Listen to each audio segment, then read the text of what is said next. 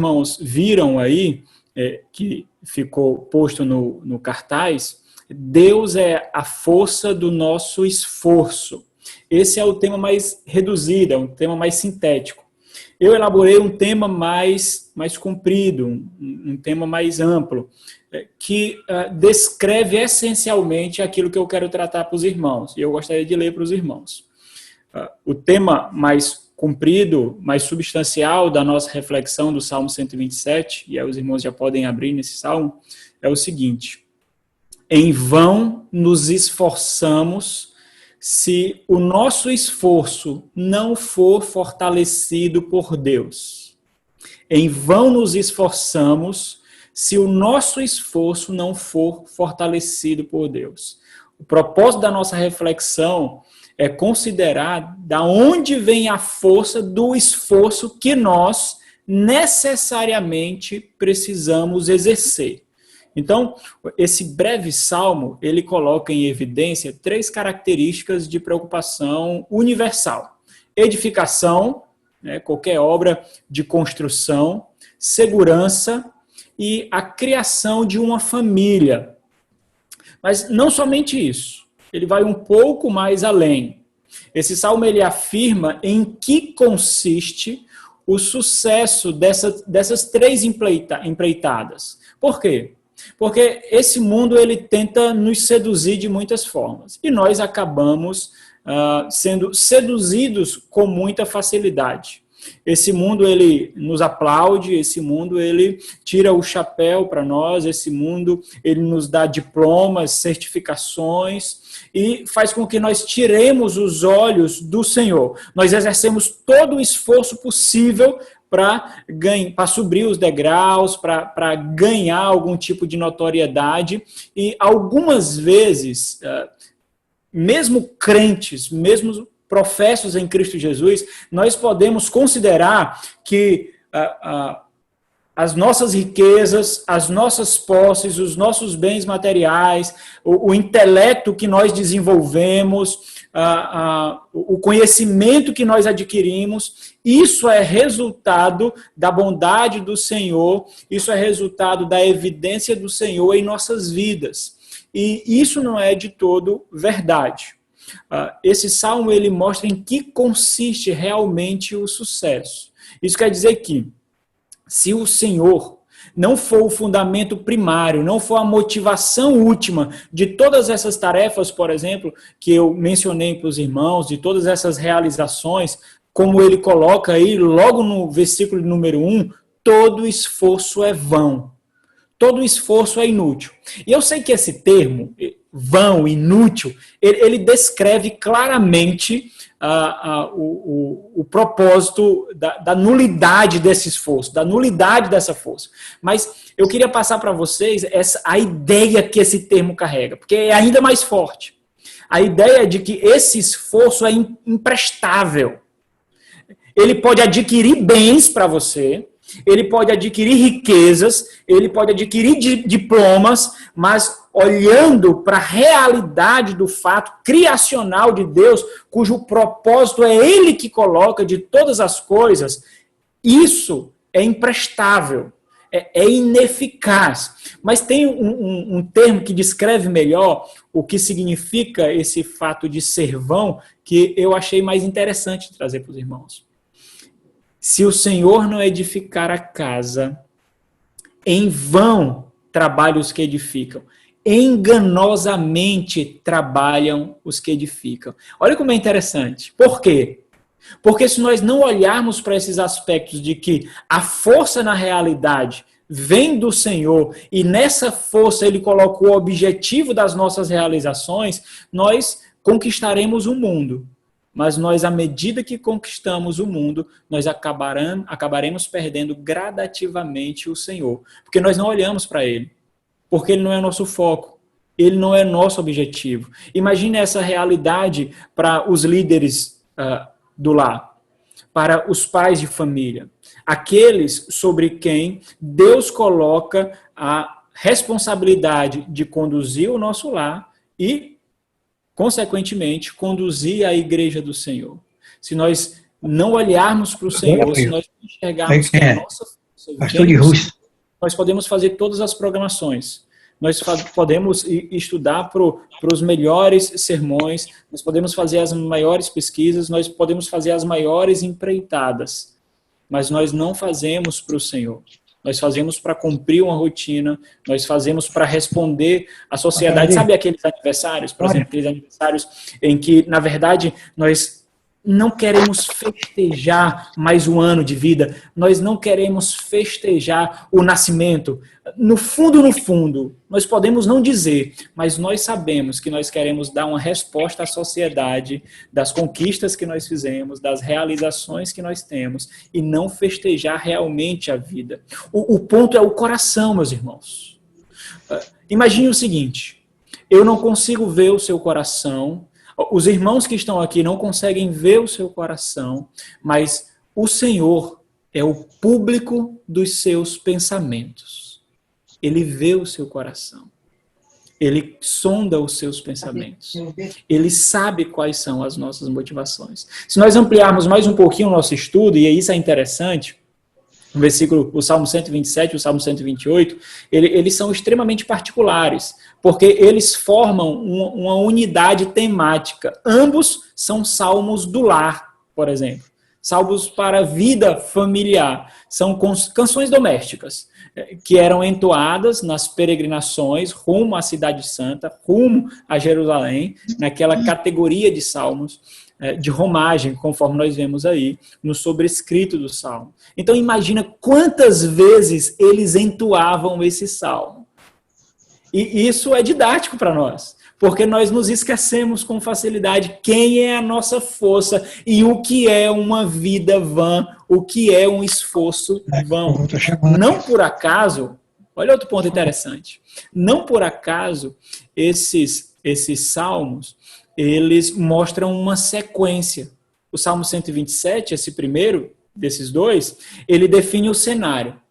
Ele cria um drama e mostra as consequências da observação ou da não observância do temor do Senhor, da vida para o Senhor, do Senhor como a sua fortaleza. O segundo salmo, Salmo 128, ele mostra esse drama solucionado, daquele que não se esforçou inutilmente, daquele cujo seu esforço não foi a causa primária e nem o objetivo final. Ele fez, porque isso compete a ele, trabalhar, estudar, edificar, preservar, guardar, mas ele fez isso olhando para o Senhor. O versículo 1 do Salmo 127 diz: se o Senhor não edificar a casa, em vão trabalham os que edificam. Se o Senhor não guardar a cidade, em vão vigia a sentinela. E o Salmo 128, versículo 1, mostra esse contraste já da realização daquele que não trabalhou em vão, daquele que não guardou em vão. Ele diz: bem-aventurado aquele que teme ao Senhor e anda nos seus caminhos. Mas ainda tem outras características interessantes aqui que devem nos chamar a atenção. O Salmo 127 é um dos dois únicos salmos no Saltério atribuídos a Salomão. Isso é importante por quê? Porque considera quem foi Salomão.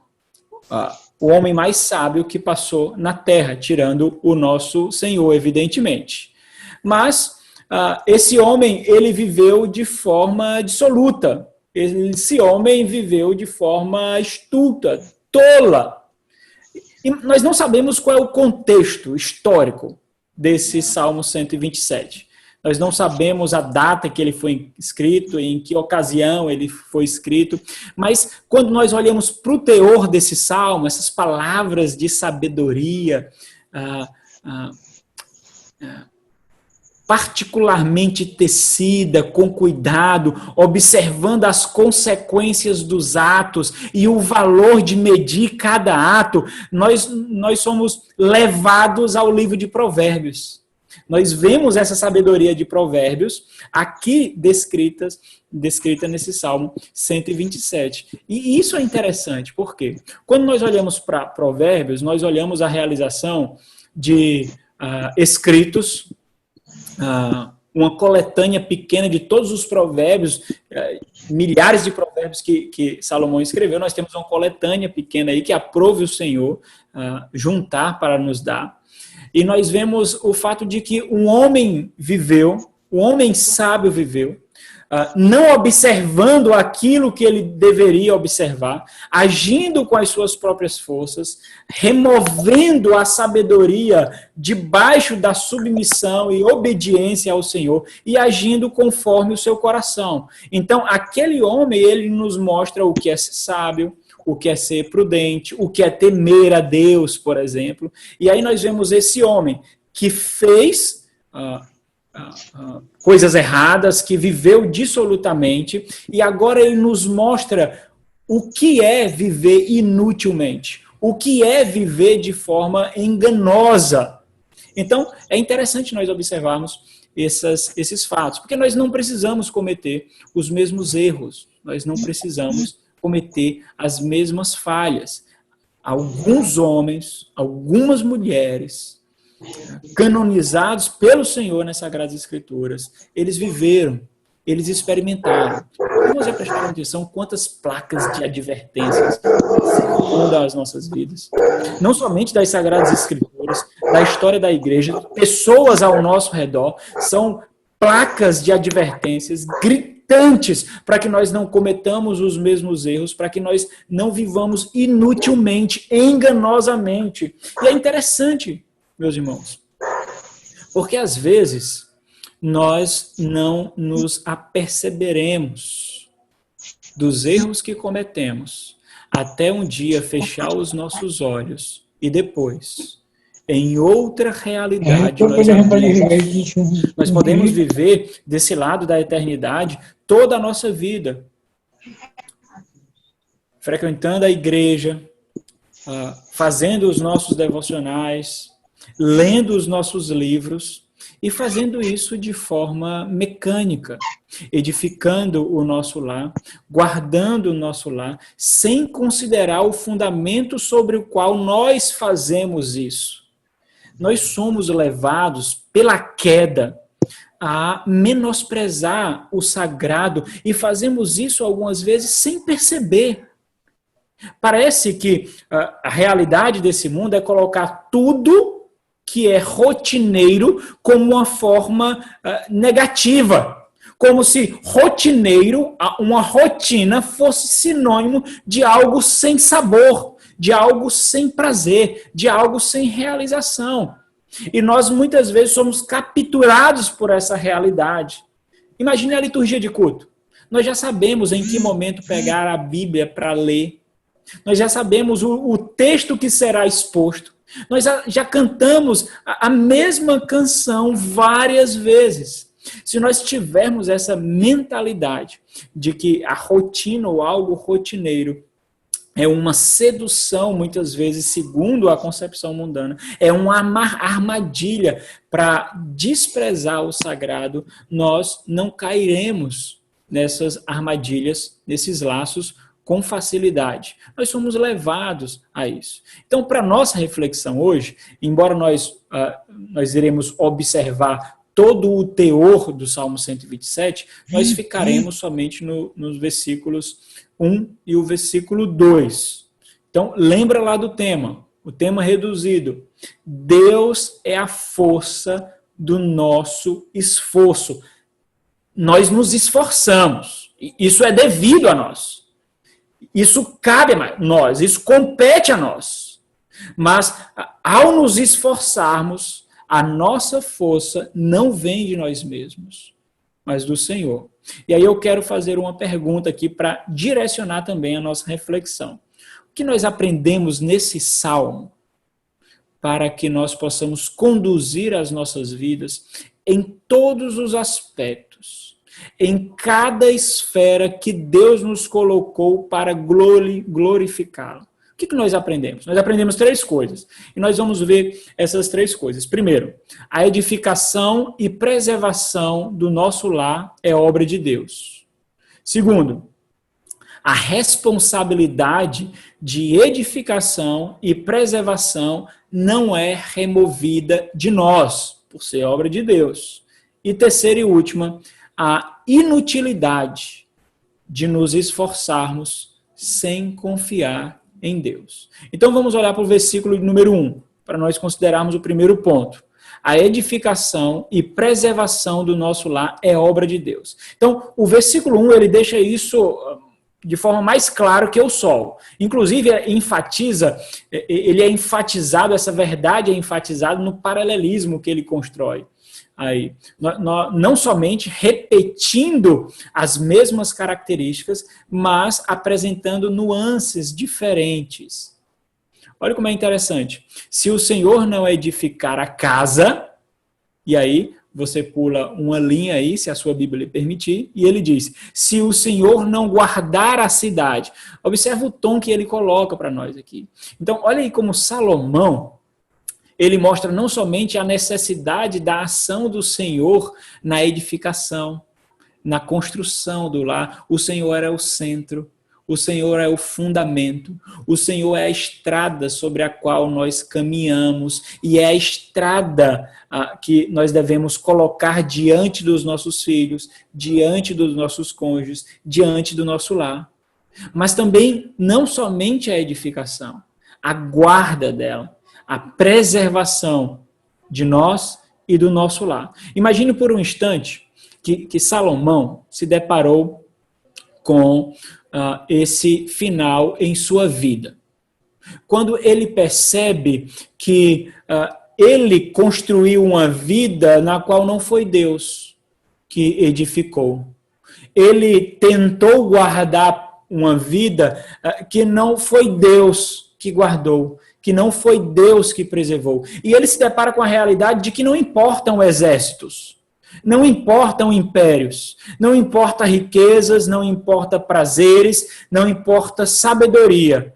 Tudo o que fazemos e conquistamos não se sustentará se o Senhor assim não o quiser. Se a mão do Senhor não estiver ali, isso não terá sustento e nós não seremos bem-sucedidos.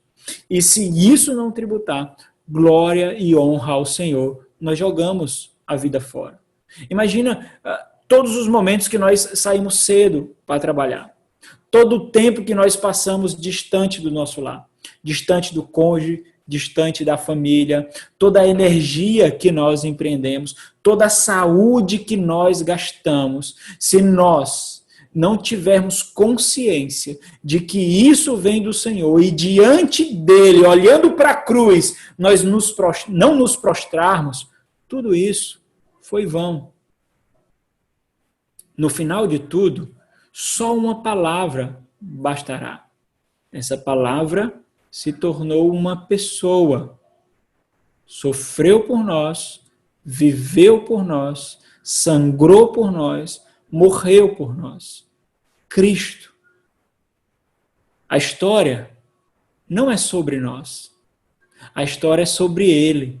Imagine que foi essa, e aí eu peço licença para a gente imaginar aqui, imagine que essa foi a conclusão de Salomão. Realmente, enganosa é a vida que não encontra força no Senhor.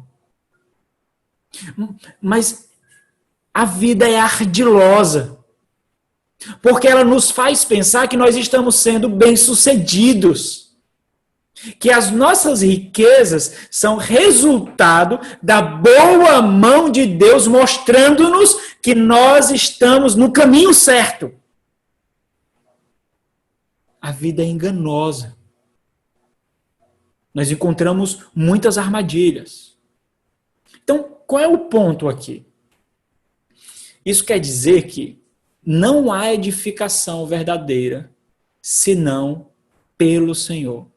Há apenas enganos. Não edificação, enganos. Não há preservação real, há apenas ilusão, se não for a mão do Senhor nos guardando. Às vezes nós temos alguns termômetros, meus irmãos, e isso parece que é mais latente em alguns momentos na nossa vida e em algumas igrejas. Parece que os nossos termômetros são iguais aos termômetros do mundo. Se eu estou saudável, é porque a mão do Senhor está sobre mim e está mostrando que eu estou no caminho certo. Se meu filho tirou uma boa pontuação no Enem, se ele se formou em uma determinada universidade, num curso extremamente aplaudido e idolatrado por esse mundo, isso mostra que eu estou no caminho certo. Isso mostra que é o Senhor que edifica a nossa casa. Mas, meus irmãos, basta nós olharmos para muitos e muitos personagens bíblicos. Não vamos longe. Basta nós olharmos para o Senhor Jesus. O sucesso descrito por esse mundo não é sinônimo da aprovação de Deus. Enganoso é o esforço, enganoso é o trabalho, se não for o Senhor trabalhando em nós e por meio de nós.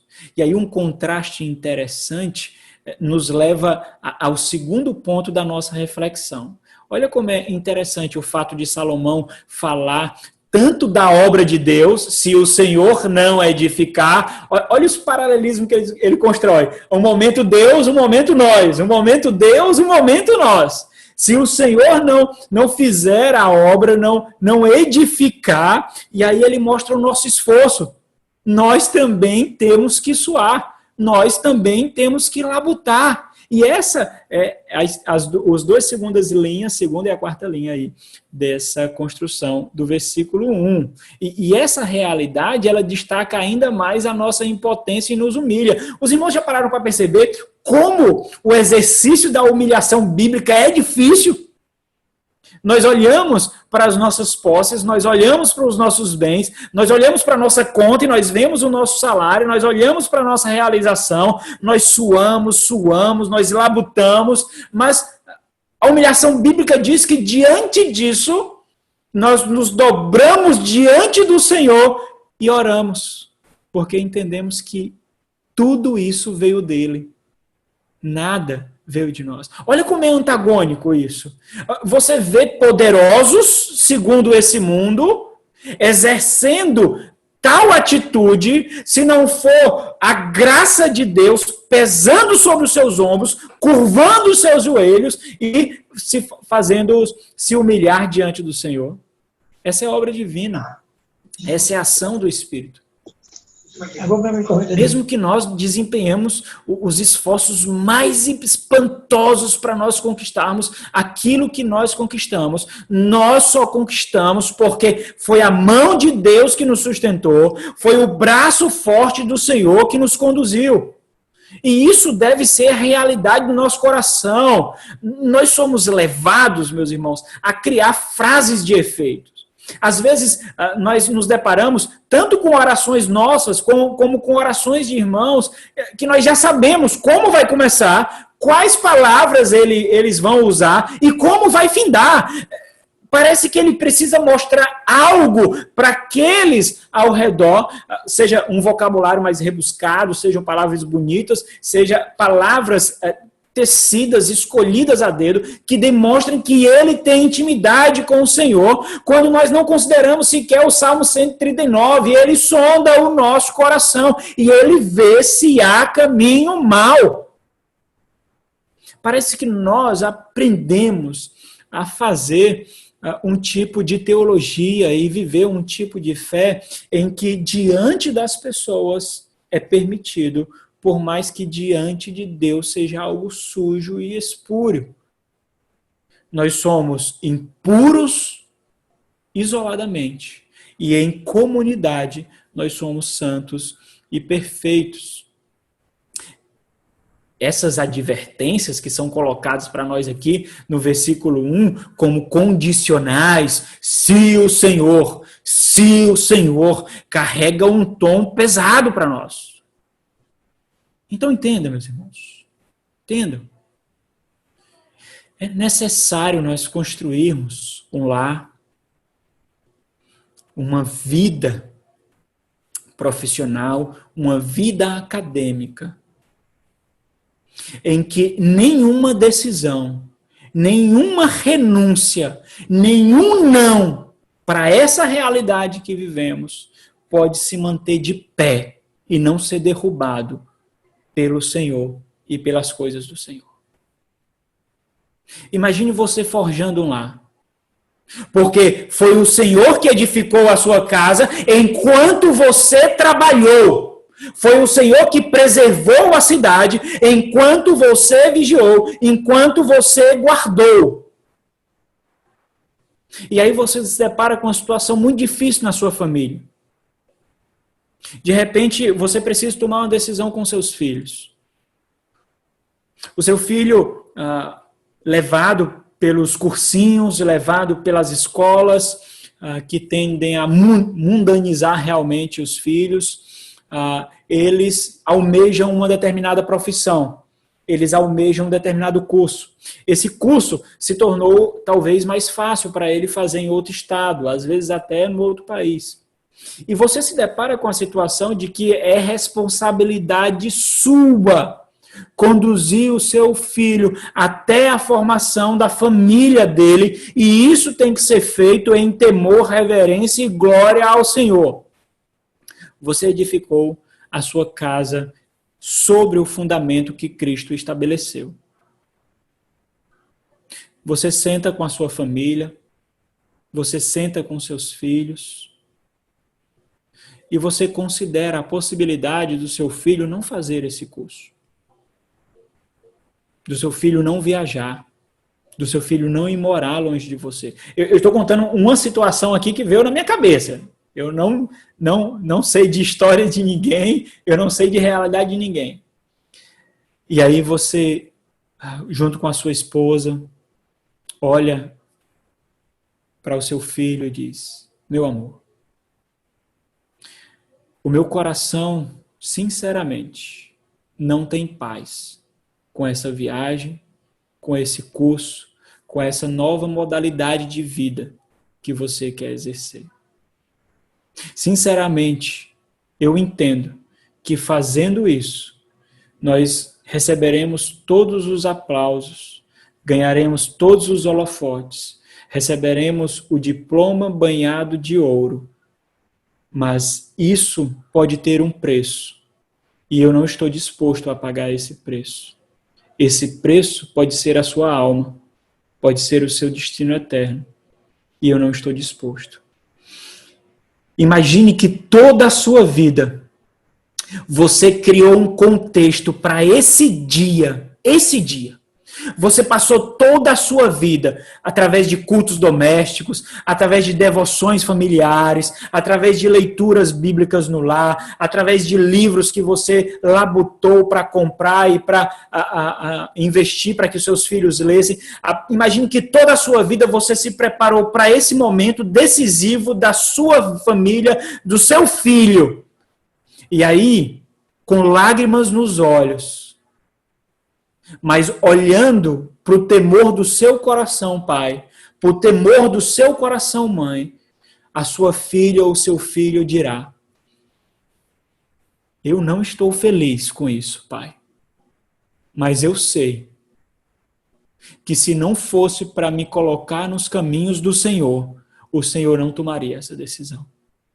Eu não estou feliz, mas eu confio no Senhor para me conduzir ao meu Cristo, ao meu Deus. Sabe o que significa isso? Sucesso. Isso se chama sucesso. Isso se chama realização. Porque você labutou enquanto o Senhor edificava. Você se esforçou no esforço de Deus. Esse é o nosso segundo ponto do versículo 1 ainda, o mesmo versículo. A responsabilidade de edificação e preservação não é removida de nós. Olha que interessante. Esse versículo, ele destaca alguns pecados aqui.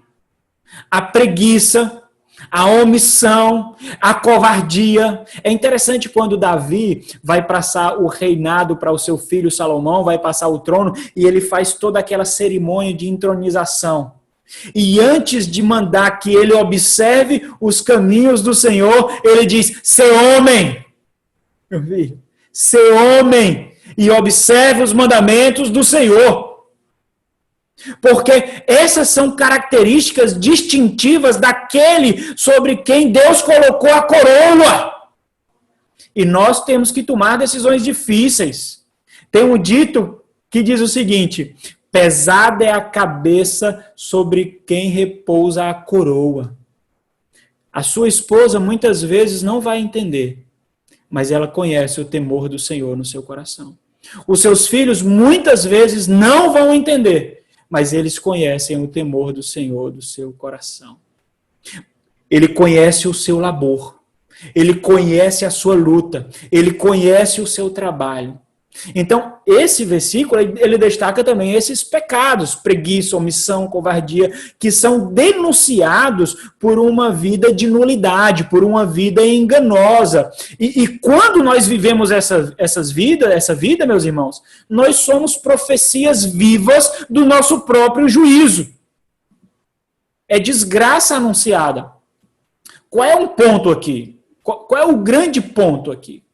Na verdade, e eu gosto de colocar esses pontos para a gente sumarizar o ensino aqui, eu não sei se eu filosofei muito nesse ponto aqui, mas eu construí um ponto aqui para sintetizar o que a gente aprendeu até aqui. Na verdade, nós somos responsabilizados por cultivar e guardar a terra. Lembra lá de Gênesis 1 e 2?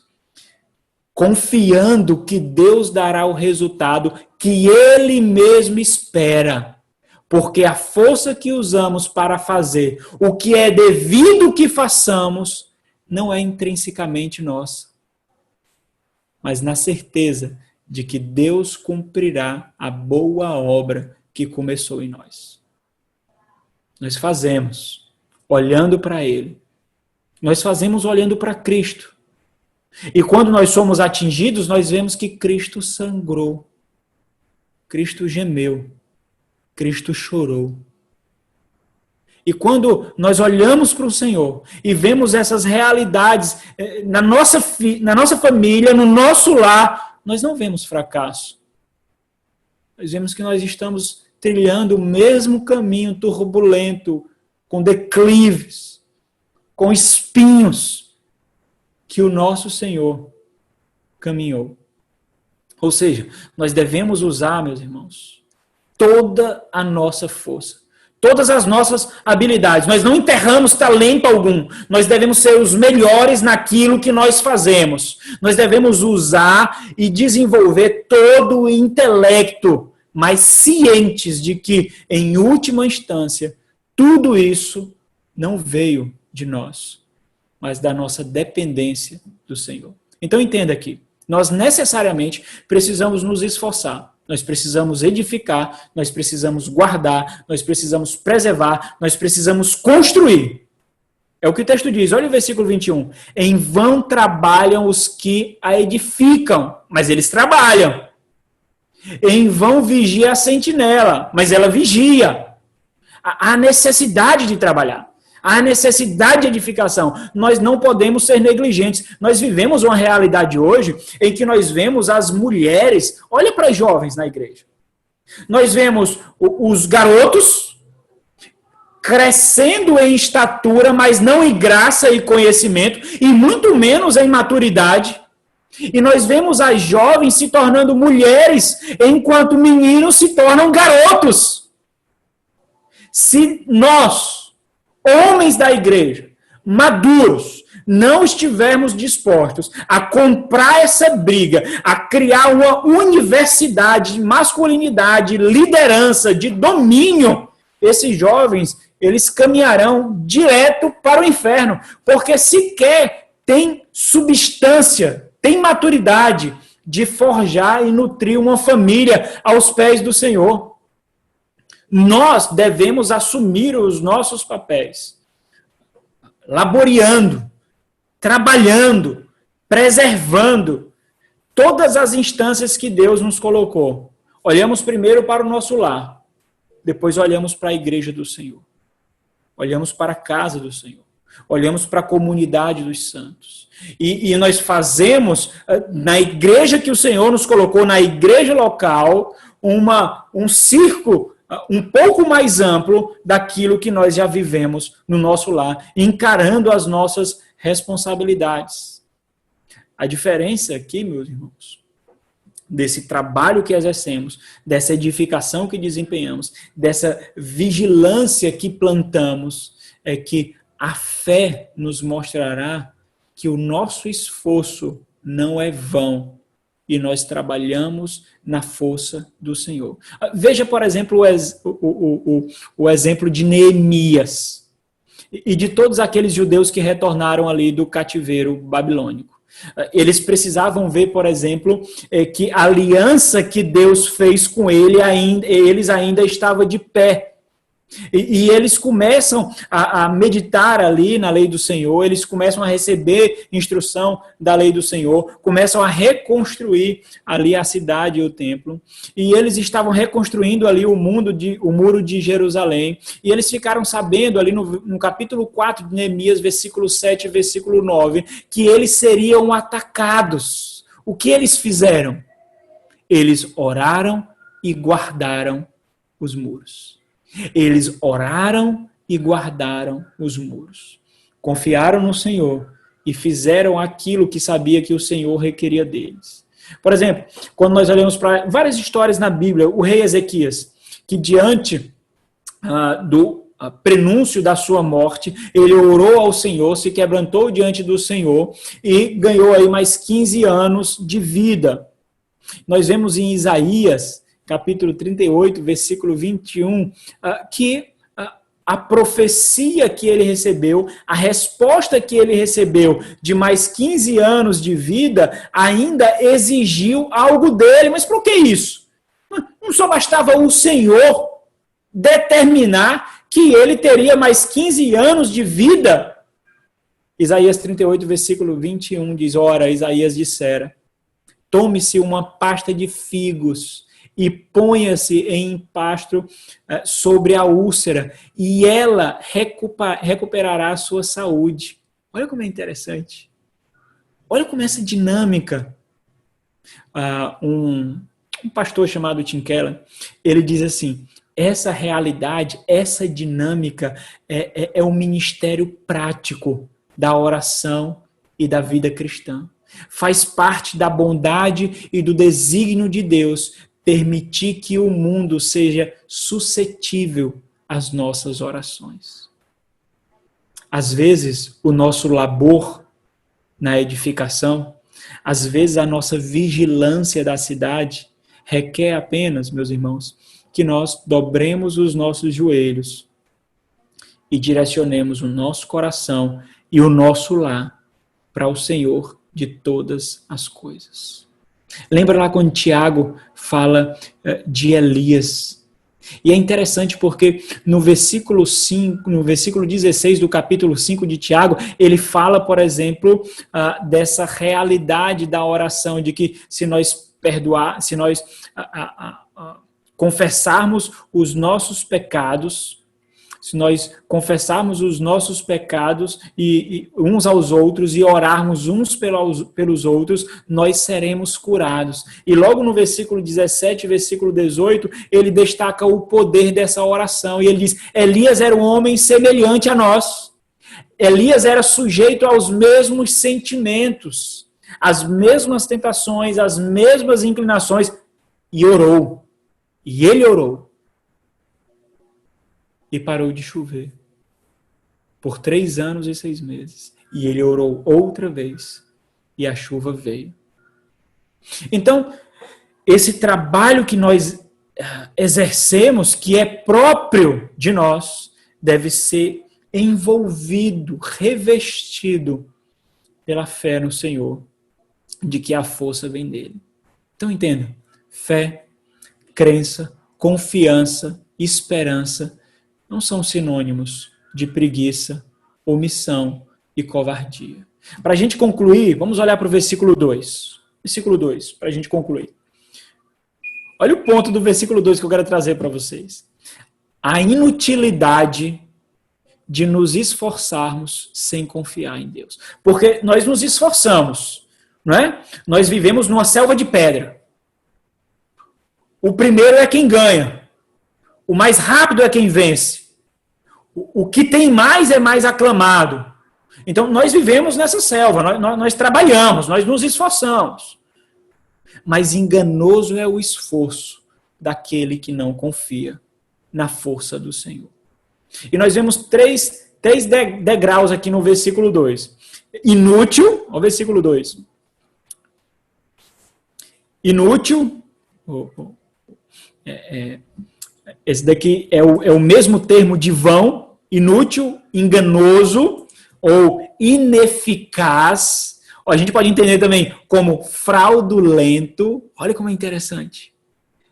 Enganoso vos será levantar de madrugada, repousar tarde, comer o pão que penosamente granjeaste, comer o pão de dores que dificilmente conquistastes. Por que isso, meus irmãos? Dá uma pausa. Por que isso? Porque aqui ele está considerando aquele que não confia no Senhor. O que não confia no Senhor, esse se levantará de madrugada, mas será um levantar fraudulento, porque ele não pode dar aquilo que ele levanta para conquistar. E aos que confiam no Senhor, então, se ele está ressaltando esse tom daqueles que não confiam no Senhor, inútil será, e aos que confiam no Senhor, é a nossa pergunta. E aí o restante do versículo diz, aos seus amados, ele dá enquanto dorme. Dá o quê? O que ele dá? E eu achei interessante aqui, quando eu observei uma aula de um pastor e um professor muito querido, que já esteve com vocês, o pastor Daniel Santos, né?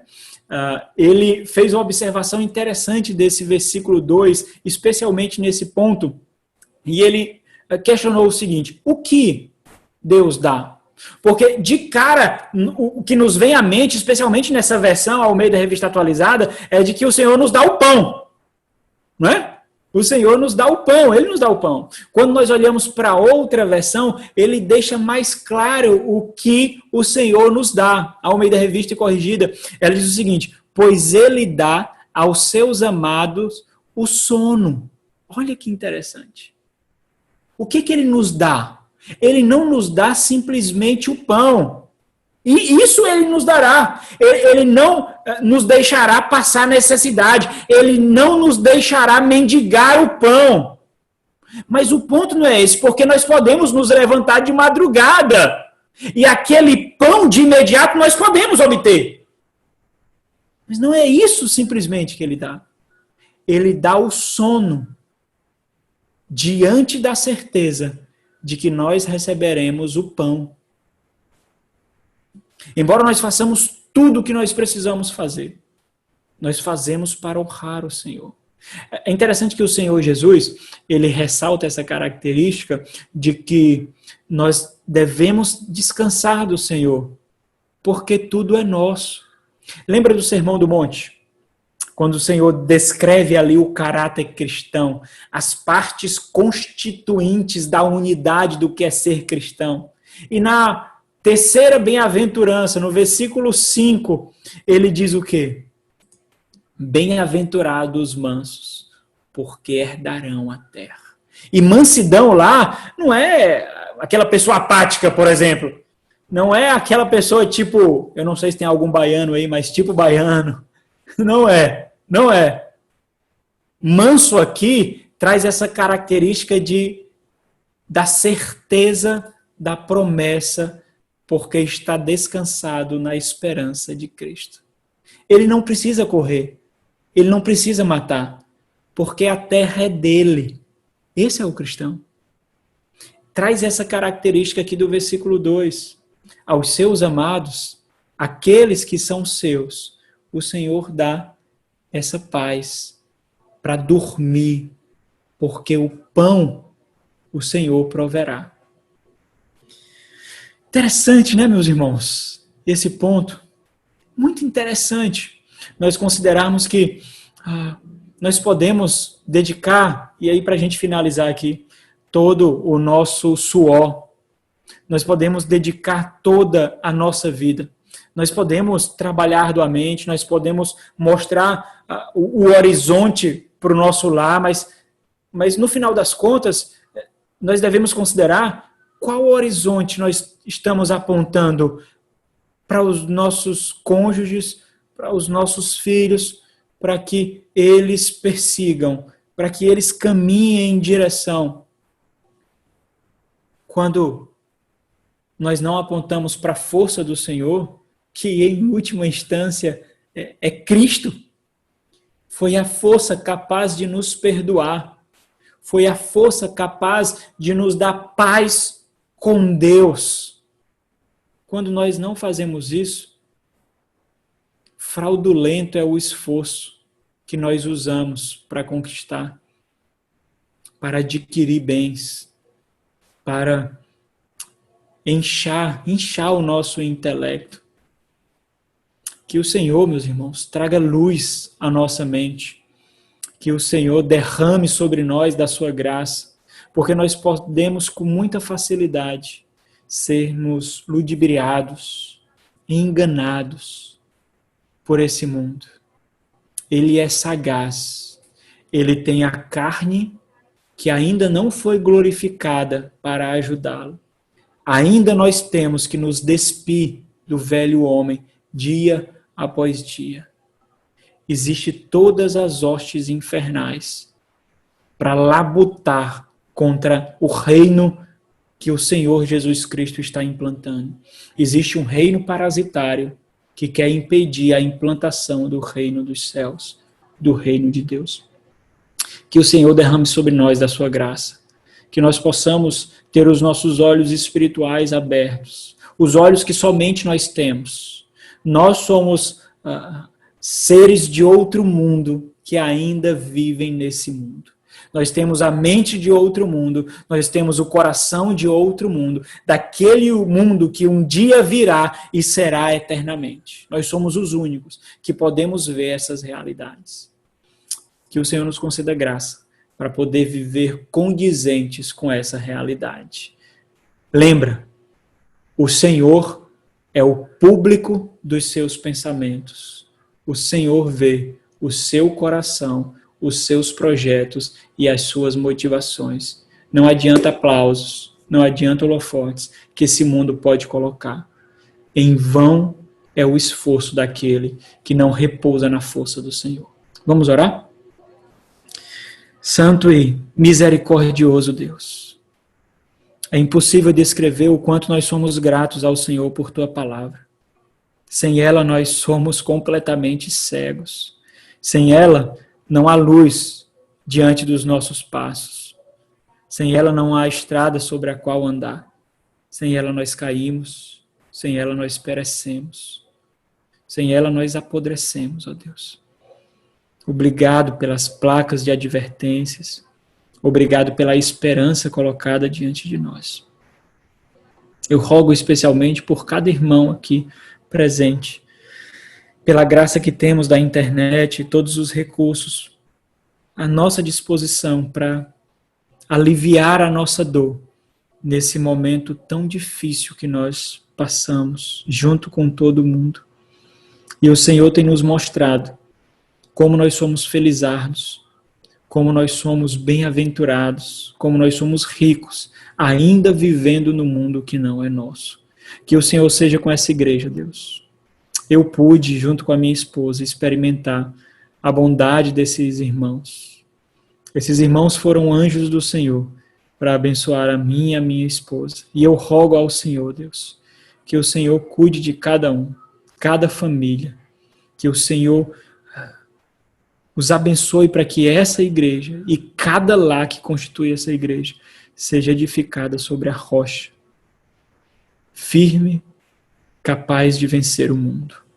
Em nome de Cristo Jesus, eu te agradeço. Amém.